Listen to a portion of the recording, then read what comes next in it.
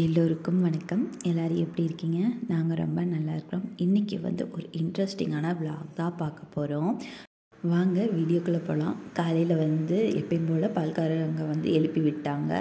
என்ன சாப்பாடு செய்கிறது அப்படின்னு சொல்லிட்டு யோசிச்சுட்டே ஒரு 1/2 அன் ஹவர் உட்காந்துட்டேன். பையனும் எழுந்திரிச்சிட்டான். அவனுக்கு பால் கொடுத்துட்டு அவங்களுடைய தான் விளையாண்டுருந்தேன். என்ன செய்யலாம் அப்படின்னு சொல்லிட்டு. அப்புறம் எங்கள் வீட்டுக்காரங்க 1 பாட் ரைஸ் பண்ணு, அரிசி பருப்பு சாப்பாடு பண்ணு, இந்த மாதிரி மிளகாத்தூள்லாம் போடாமல் வெறும் காரத்துக்கு வரமிளகா போட்டு பண்ணு அப்படின்னாங்க.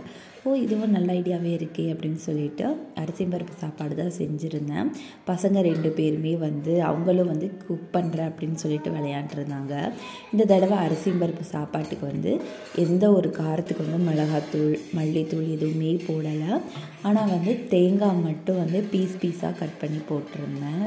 ட்ரை பண்ணி பார்ப்போம் அப்படின்னு சொல்லிட்டு இண்டக்ஷனில் வச்சுட்டு குக்கரில் விசில் வர்ற வரைக்கும் நான் காலையிலேயே பாலை பொங்க விட்டுட்டேன் அடுப்பில். அதனால் அந்த க்ளீனிங் ஒர்க் பார்த்துட்டு இருந்தேன்.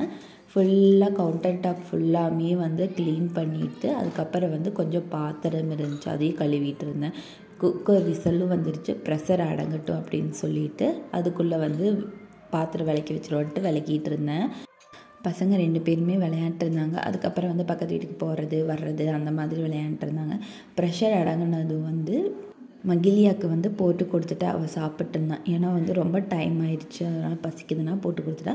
என் பையனுக்கு கொஞ்சம் ஒயிட் ரைஸ் வச்சு கொடுப்போம் அப்படின்னு சொல்லிட்டு பக்கத்து வீட்டுக்கு போயிருந்தா. அவங்க நான் பருப்பு சாம்பார் தான் வச்சுருக்கேன், இதே கூட அப்படின்னாங்க. சாப்பிட அவனுக்கும் தூக்கம் வந்துடுச்சு. அவனை தூங்க வச்சுட்டு அதுக்கப்புறம் நான் ஃப்ரெஷ்ஷப் ஆகிட்டு தான் சாப்பிட்டேன். இந்த தடவை பருப்பு சாப்பாடு சூப்பராக இருந்துச்சு. அரிசி பருப்பு சாப்பாடு சாப்பிட்டு பெருசாக எந்த வேலையுமே இல்லை. வீட்டை மட்டும் கூட்டி விட்டுட்டேன். ஆல்ரெடி பாத்திரம் விளக்கி வச்சுட்டேன். சரி கீழே போய் துணி எடுத்துகிட்டு வந்தால் நல்லா மழை பெஞ்சிட்டு இருந்துச்சு. மதியம் கிளைமேட்டே சூப்பராக இருந்துச்சு. குட்டீஸ் 2 பேருமே விளையாண்டுட்டு இருந்தாங்க வெளியே.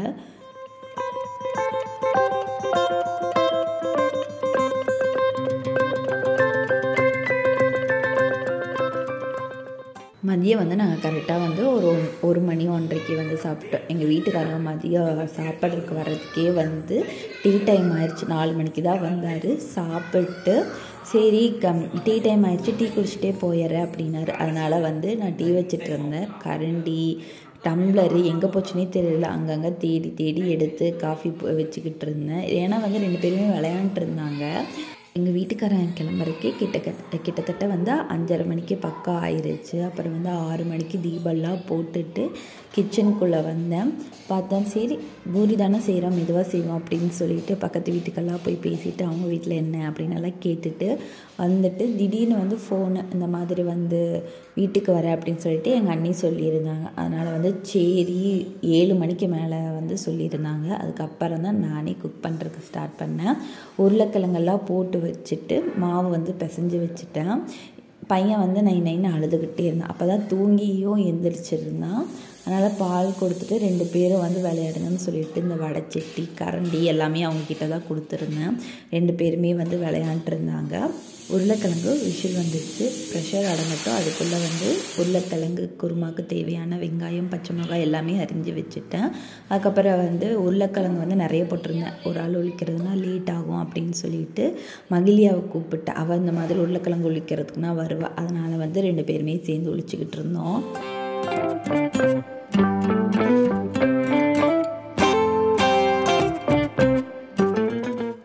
வெங்காயம் கட் பண்ணிகிட்டு இருக்கும்போதே எங்கள் அண்ணியும் அவங்க வீட்டுக்காரங்களும் வந்துட்டாங்க. கவியும் பெரிய பொண்ணும் வந்துட்டா.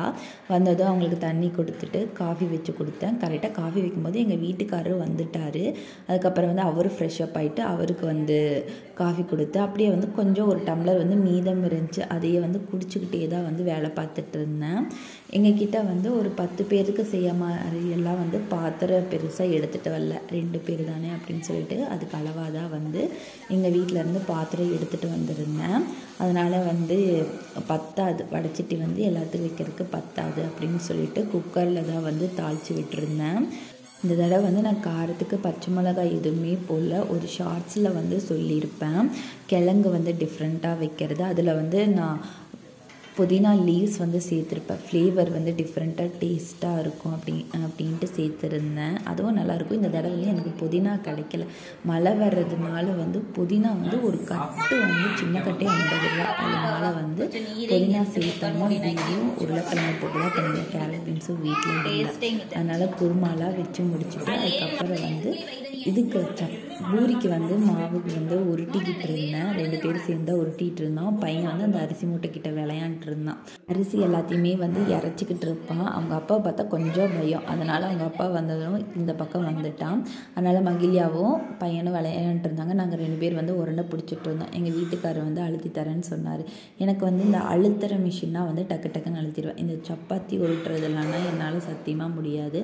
அதனால் நான் வந்து பூரி போடுறேன், நீங்கள் வந்து அழுத்தி தாங்க அப்படின்னு சொல்லிட்டு நான் வந்து பூரி போட்டுட்டு இருந்தேன். ஆனால் வந்து உருண்டை நிறைய பேருக்கு அப்படின்னால உருண்டை வந்து நிறைய பிடிச்சிருந்தேன். அப்பாடா சிக்கனாண்டா ஒருத்தன் அப்படிங்கிற மாதிரி தான் அவரை அழுத்தவுக்கு விட்டுட்டேன். அண்ணி பொண்ணு பெரியவ வந்து 10th முடிச்சு 11th போகிறா. 11th வந்து அவளுக்கு வந்து கம்ப்யூட்டர் சயின்ஸ் எடுக்கணும்னு ஆசை. ஆனால் வந்து அவளுக்கு வந்து கிடைக்கல. அதனால் வந்து பயாலஜி எடுத்திருந்தா. எங்கள் வீட்டுக்காரர் வந்து பயாலஜி இன்ஜினியரிங் படிக்கணும்னு தாட்டில் தான் அது எடுத்தா. எங்கள் வீட்டுக்காரர் வந்து பயாலஜிங்கிறனால வந்து இப்படி படிக்கணும், கட் ஆஃப் தான் வந்து மெயின் அப்படி இப்படின்னு அவளை பயமுறுத்திட்டு இருந்தார். நான் வந்து ஓட்டிக்கிட்டே வந்து பூரி சுட்டுட்டு இருந்தேன். ஃபைனலாக வந்து பூரியும் சுட்டு முடிச்சுட்டு எல்லாருமே சேர்ந்து உட்காந்து தான் சாப்பிட்டோம். பர்ஃபெக்டாக வந்துருந்துச்சு பூரி. நான் கூட எக்ஸ்பெக்ட் பண்ணல இப்படி வரும் அப்படின்னு சொல்லிட்டு. அப்புறம் எல்லோரும் சாப்பிட்டு ஒரு 4-5 பூரி மீதம் இருந்துச்சு. காலைல சாப்பிட வச்சுக்கலாம் அப்படின்னு சொல்லிட்டு. பையனுக்கு வந்து அண்ணியோட பெரிய பொண்ணு வந்து பூரி ஊட்டுனா அரை பூரி தான் சாப்பிட்டான். அதனால் வந்து தூங்க போகிறதுக்கு முன்னாடி பால் கொடுப்போன்னா அவனுக்கு பாலும் எங்களுக்கு வந்து பிளாக் காஃபியும் வச்சுட்டோம். காஃபி வைக்கிறதுக்கு முன்னாடியே பாத்திரம்லாம் வாஷ் பண்ணிட்டேன். கிச்சன் ஒர்க் ஃபுல்லாகவே முடிச்சுட்டேன். 2 பேரும் கிரிக்கெட் பார்த்துக்கிட்டு இருந்தாங்க. இந்தாங்க தெம்பா பாருங்கன்ட்டு காஃபி வச்சு கொடுத்தேன். அவ்வளோதாங்க, இந்த விளாக் இதோட முடியுது. இந்த விளாக் உங்களுக்கு பிடிச்சிருக்கோன்னு நான் நம்புகிறேன். என்னோடய டெய்லி ரொட்டீன் ஒர்க் பார்க்கணும் அப்படின்னா என் சேனலை மறக்காமல் சப்ஸ்கிரைப் பண்ணுங்கள். தேங்க்யூ.